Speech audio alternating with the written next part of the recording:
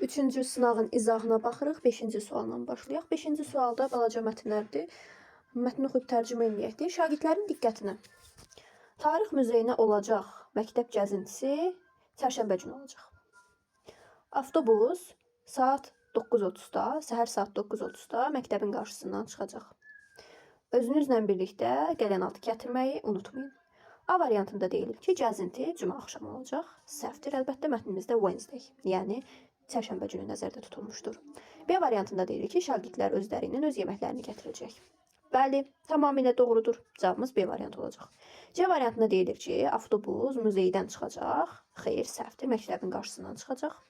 D variantında deyilir ki, axşam baş verəcəkdir bu gəzinti. Xeyr, EM deyirsə səhər saatları nəzərdə tutulur, ona görə D variantı da səhv. E variantında isə deyilir ki, bu gəzinti elmi muzeyə olacaqdır. Mətnimizdə isə deyilir ki, history, tarixi muzeyə olacaq. Ona görə E variantı da səhvdir. 6-cı sualda deyilir ki, Sunny Electronics'in xüsusi bir təklifi var. Hər gün səhər saat 9-dan axşam saat 9-a qədər açıq olur. Bu həftə yeni bir telefon alsanız, qulaqlıqları pulsuz əldə edəcəksiniz.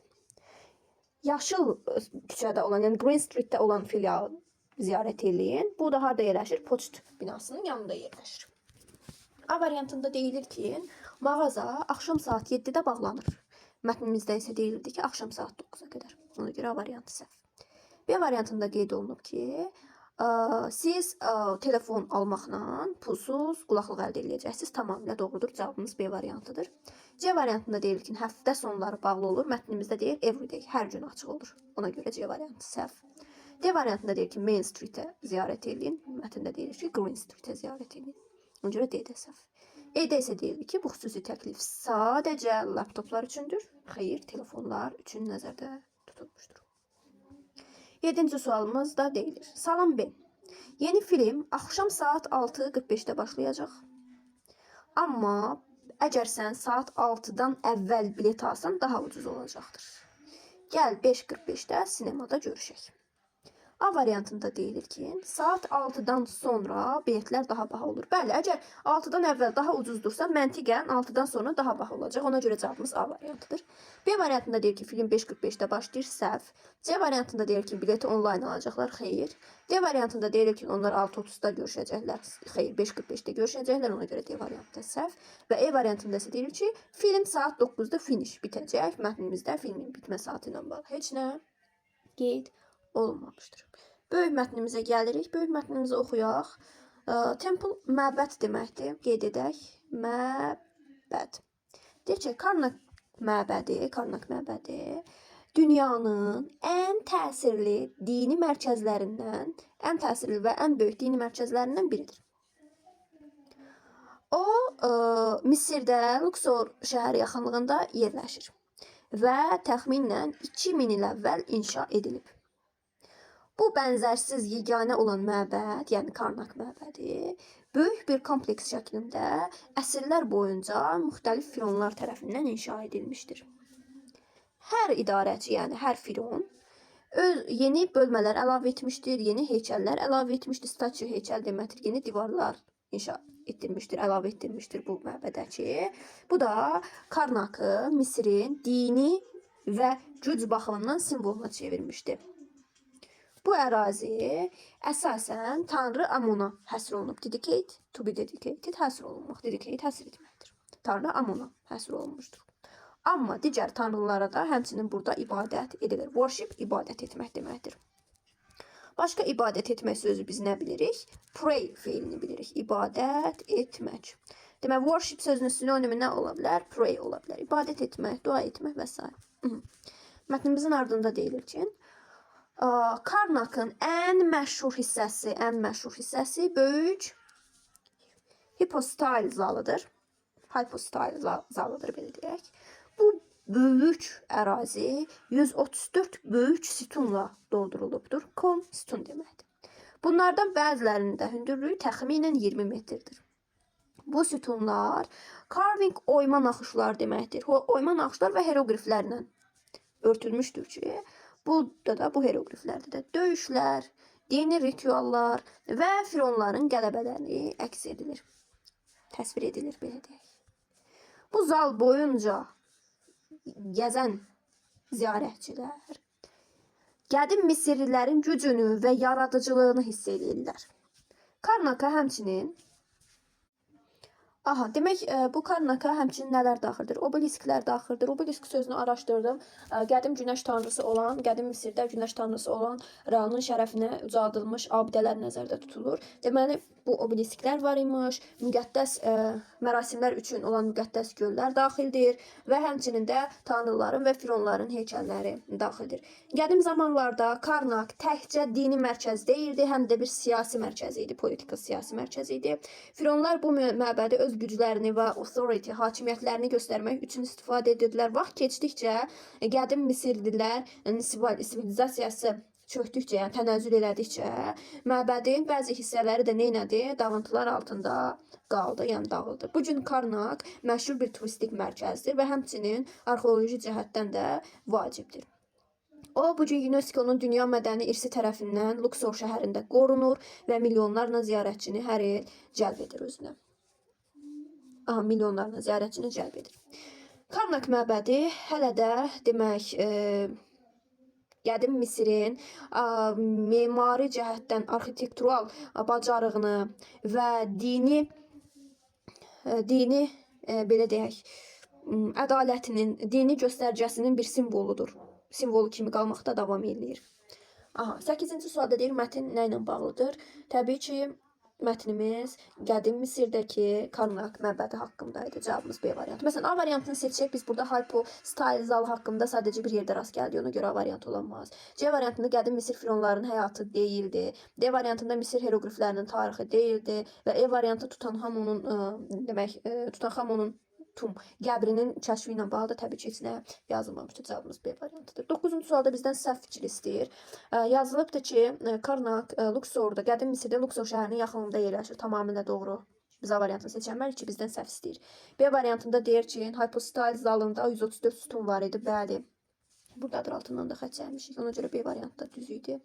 C variantında deyir ki, məbəd sadəcə bir əsrin içərisində inşa olunmuşdu. Xeyr, orada yazılmışdı ki, əsrlər boyunca. Over centuries, əsrlər boyunca. Ona görə də cavabımız B variantı olacaq. Only söz görəndə də demişdik ki, diqqətli olaq, çünki əksərən bu cümlələr səhv olur. 9-cu sualda isə deyir ki, fironlar məbədi öz hakimiyyətlərini sübut etmək üçün istifadə edirdi. Bəli, E variantında da deyir, hazırda məbəd UNESCO-nun Ümumdünya Mədəni İrsi siyahısına daxildir. Tamamilə düz. 10-cu sualda isə bizdən deyir ki, cümləni tamamlayaq. Karnak məbədi bir məbəd kimi fərqlənirdi. Çünki o nə idi? It was a collection of temples. O məbədlərin nə idi? Kolleksiyası idi, toplamı idi. Bəli. B variantında deyir ki, əsrlər boyunca yerin altında gizlənib, bundan bağlı heç nə yazılmamışdı mətnimizdə. C variantında deyir, heç vaxt heroqliflərlə bəzədilməyib, heç vaxt olan cümlələrimiz də səhvdir. D variantında deyir ki, sadəcə bir firon tərəfindən inşa olunubdur. Xeyr, orada əsrlər keçibsə təbii ki, fərqli fironlar da deyir, özləri ilə bağlı məlumatlar ora əlavə edirlər və deyir ki, E variantında 10 ildən az bir müddətdə tamamlanıb. Bu da səhvdir, çünki əsrlər boyunca inşası davam etmişdir. 11-ci sualda deyilir ki, nəyə görə Karnak məbədində bir ibadət yerindən daha çox bir şey ifadə edilir? Nəyə görə o bir ibadət yerindən daha çox bir şeydir? Çünki o, demək, Misir fironlarının gücünü nümayiş elətdirdi. Bəli, məbəd dediyimiz yerdə sadəcə tanrıya tapılar, tanrıya ibadət olunarsa, amma bu həm də bir nə idi? Politik mərkəz idi. Orada Misir fironları öz güclərini nümayiş etdirirdi. Deyir ki, mətnə əsasən düzgün fikri seçin, düzgün fikirləri seçin. Baxın, birincidə yazdım ki, sadəcə Tanrı Amona həsr olunmuşdu. Bəli, burada deyir ki, mainly əsasən, bəli, Tanrı Amona həsr olunmuş bir məbəd idi, bir düz. 2-də deyir ki, sadəcə bir məbəddən ibarətdir. Xeyr, o məbəd kompleksi idi, ona görə ki, səhv. 3-də deyir ki, yalnız politikal bir siyasi mərkəz idi. Xeyr, o həm bir ibadət mərkəzi idi, həm də bir siyasi mərkəz idi. Ona görə 3-də səhv. 4-də isə deyir ki, Karnak bu gün bir çox turistlər tərəfindən ziyarət olunur. Tamamilə doğru. Cavabımız 1 və 4 olacaqdır. 13-cü sual qrammatika sualdır. Biz nöqtələrdən sonra cəm sim görürük və cəm simlərlə that, this istifadə edə bilmərik. Və cümləmizin ikinci tərəfində də sözünü görürük və biz sözünlərdən sonra təbii ki, obyekt əvəzi istifadə edəcəyik. They şəxs əvəzliyidir çıxdıq. They aslı yelki əvəzliyidir çıxdıq. Them isə obyekt əvəzliyidir. Cavabımız C-dir. Həqiqətən də cəm simlə those istifadə edirik. Look at those people. O insanlara bax. I know all of them. Mən onların hamısını tanıyıram. 14-cü sual artikel bölməsidir. Germany ölkə adıdır, ölkə adları ilə artikel qoymuruq. İkinci tərəfdə United States, ölkə adının yanında States, Republic, Federation, Kingdom kimi sözlər gələrsə, təbii məsələdir ki, the artikeli qoyacaq. Birinci tərəf boşluq, ikinci tərəf the, cavabımız B variantı. 15-ci suala baxırıq. O zamanlarla bağlı. Tomorrow morning gələcək zamandır. Gələcək zaman deyəndə də ağlımıza təbii ki, will gələcəkdir. O da E variantındadır. 16-cı sualda deyir, hansı cümlələr məchul növə çevrilə bilməz? Çevrilə bilər. O qədər çevrilə bilməz görmüşəm ki, avtomatik o cür oxudum. Çevrilə bilər. Biz hansı cümlələri məchul növə çevirə bilirik? Tamamlığı vasitəli tamamlıq olanlar, yəni kimi, nəyi sualına cavab verən tamamlığı olan cümlələr, vasitəli tamamlığı olan cümlələri biz məchul növə çevirə bilirik. Birinciyə baxaq. They found the keys under the table. Onlar açarları masanın altında tapdı. Nəyi? Açarları birincini çevirə bilirəm. İkiyə baxıram. Turistlər muzeyi dünən ziyarət etdilər. Nəyi ziyarət etdilər? Muzeyi içində çevirə bilirəm. Və üçüncüyə baxıram. Yaşlı qadın skamyada oturdu. Nəyi oturdu deyə bilmirəm. Ona görə üçü çevirə bilməyəcəm. 4-də onlar, demək onun qardaşı qalxmazdan əvvəl məktəbi tərk etdilər. Left for school. Məktəbə getmək üçün tərk etdilər. Nə üçün tərk etdilər? Məktəb üçün. Burada kimin nəyi yoxdur. Ona görə 4-ü də çıxıram. Cavabım 1-lə 2 olacaqdır. 17-ci suala baxıram. 17-ci sual modal feillərlə bağlıdır. Biz burada A variantında have to olmalıydı. Ona görə baxan kimi A variantını çıxırıq. Digər variantlarımız çox qəşəng, uyğun gəlir, qrammatik cəhətdən düzgündür. Baxın, B variantı inkarda, E variantı inkarda, D variantı inkarda, C variantı isə təsdiqlədir. Demək, 3 dənə inkarda olan variant var, bir dənə təsdiqdə. Biz də az olanı seçirik, yəni təsdiq. Lap məna cəhətdən də yerinə qoyanda we must be quiet in the library. Biz kitabxanada sakit durmalıyıq. Cavabımız elə C-dir. 18-ci sual bağlayıcı bölməsindən bağlıdır. So, ona görə də beləliklə deməkdir. And və deməkdir. But, amma, though isə baxmayaraq ki deməkdir. It was cold outside. Çöldə soyuq idi. We stayed at home. Biz evdə qaldıq. Biz deyə bilərik ki, çöldə soyuq idi. Ona görə evdə qaldıq. 1, 2, 1. Bir də çöldə soyuq idi. Biz evdə qaldıq və biz evdə qaldıq. Bir uyğun gəlir. Batı qoyanda olmayacaq. Çünki bat işlətdiyimiz cümlənin bir tərəf təsdiq, bir tərəf inkar olmalıdır. Elə though-da da cümləmizin bir tərəf təsdiq, bir tərəf inkar olmalıdır. Burada isə cümləmizin hər iki tərəfi təsdiqdə idi. Cavabımız 1-lə 2 E variantı olacaqdır. 19-cu sualımız agreement, mübtəda xəbər uzlaşmasına bağlıdır. Demək, biz mübtədamıza baxırıq. Mübtədamız da sözündən əvvəlkilər olur. İmtahanın nəticələri. Burada imtahandan deyil, imtahanın nəticələrinə söhbət gedir. Result sözü cəmdədir deyə cəmlərdə seçəcəm. Were, have been. Cavabımız 3-lə 4 A variantı olacaq. Bilirik ki, is təkdədir, was təkdədir, has been təkdədir. Bunun üçün gərək mübtədamız da təkdə olardı. 20-ci suala baxıram. She is tired of waiting for the bus. Avtobusu gözləməkdən yorulubdu. What consists of hydrogen and oxygen. Su hidrogendən və oksigendən ibarətdir. Of seçəcək. Consist of ibarət olmaq. Tired of, to be tired of, nədənsə yorulmaq. Ofla istifadə olunur. Bunu da dəftərinizə qeyd edərsiniz. 21-ci sual sözlərindən bağlıdır. Deyir ki, bu ləzzətli tortu kim hazırlayıb deyərik də. Cavabımız D variantı. Haldan sonra bilirik ki, köməkçi feil işlənməlidir. When'dən sonra köməkçi feil işlənməlidir. Where'dən sonra köməkçi feil işlənməlidir. Whom'dan sonra köməkçi feil işlənməlidir. Köməkçi feillərimiz dedikdə də biz burada nəzərdə tuturuq. Do, does, did, to bilər, modal feillər və s. Burada isə baxıram ki, nöqtədən sonra birbaşa əsas feil işlənibdir, həm də məna cəhətdən. Who made this delicious cake? Kim bu ləzzətli tortu hazırladı? Hər baxımdan cavabımız D-dir. Çünki who-dan sonra da onu da qeyd edim ki, nə gəlir? Əsas feil gəlir. 22-ci sualımızda bizdən sinonimlər götürmək istəyir. Friend, dost, enemy, düşmən. Dost, düşmən. Bunlar nədir?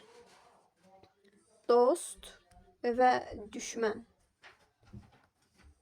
Əks mənalı sözlərdir. Ona görə variantı getdi. Marriage, evlilik, wedding, evlilik. Hər ikisi evlilik deməkdir və sinonimdirlər. Cavabımız B variantı olacaq. C variantında sayılır, səssizlik, sakitlik, honesty, vicdanlılıq, dürüstlük uyğun gəlmirlər. Təbii məsələdir. D variantı success, uğur. Qeyd edək bunu. Uğur. Fail isə uğursuzluq deməkdir. Uğursuzluq. Təbii ki, bunlar əks mənalı sözlərdir. Bunu da dəftərinizə qeyd edərsiniz. Presence, bu demək iştirak. Hardasa iştirak etmə, mövcudluq. Absence isə yoxluq, yəni iştirak etməmə. İştirak etməmə. Bunlar da nədir? Əks mənalı sözlərdir. Bunu da qeyd edirlər. 23-cü sual definition sözlər mənasını. Move nədir? Köçmək, hərəkət etmək. Yəni change the place where you live. Yaşadığın yeri dəyişmək. Cavabımız 1A. Terrify, kimsə qorxutmaq. Make somebody feel very scared, kimsə qorxutmaq C variantı. Və to announce, elan etmək. To tell people about something official. Kiməsə insanlara rəsmi şəkildə məlumat vermək, nə isə demək. Bu da B variantı olacaq. A, C və B variantları, yəni E variantı olacaq cavabımız. 24'te yine uygun gələn sözü qoyacaq. Is the ability to understand another person's feeling, experience, etc. Başqa bir insanın, yəni digər bir insanın hisslərini, təcrübəsini, yaşadığı şeyləri başa düşmək qabiliyyəti nədir? Empathy, yəni empatiyadır. Cavabımız E variantı olacaqdır. Poverty, kasıblıq, curiosity, nəsə çox maraqlanma, emergency, təcili, vaciblik olacaqdır. Sonra 25-ci sualda opposite, əks mənalı olan sözləri seçmək tələb olunur bizdən.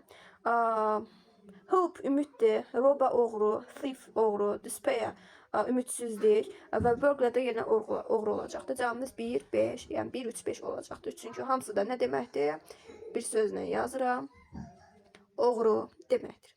26-cı sual nədir? Şəkilli bir sualdır. Baxırıq ki, bir ailə gölün yanında piknik eləyir və top oynayırlar. İnsanlar adətən hansı günlər piknik eləyir? Bazar günlərdə, yəni bazar günü çünki vaxt olur. Yazaq. It was a beautiful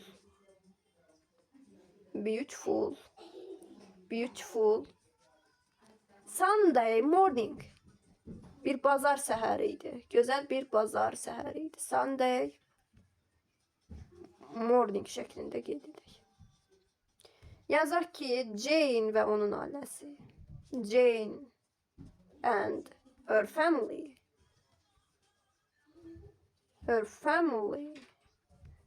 decided qərara gəldilər to have a picnic. To have a picnic near the lake, gölün yaxınlığında piknik etmək qərarına gəldilər. So they took. Onlar götürdülər. Nəyə götürdülər? Baxın uşaqlar, burada biz yaza bilərik. Some food, some water. Amma mən daha qəşəng bir şey yazacağam. They took what? Nə götürdülər? What they need. Nə ehtiyacları varsa götürdülər. For example, məsələn,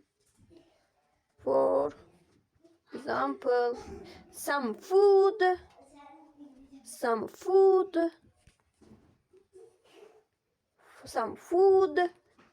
and water, biraz yemek ve su götürdüler. Then, daha sonra, bu niye böyle oldu? Then,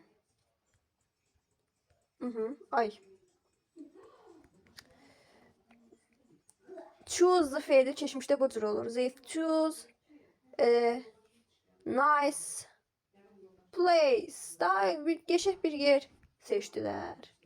And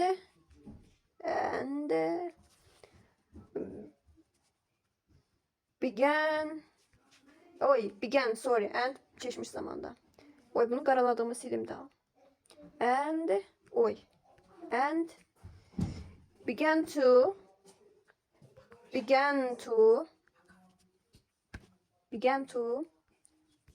have a picnic.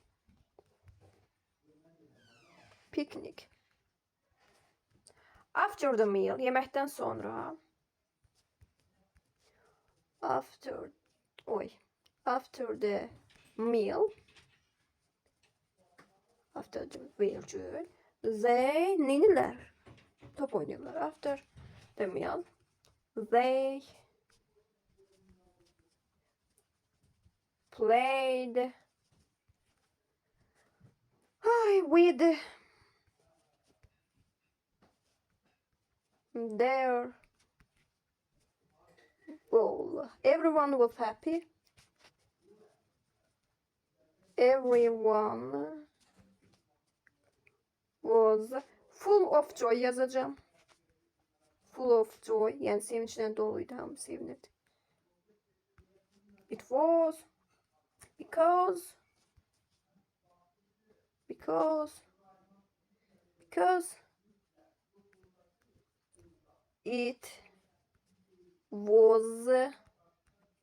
it was a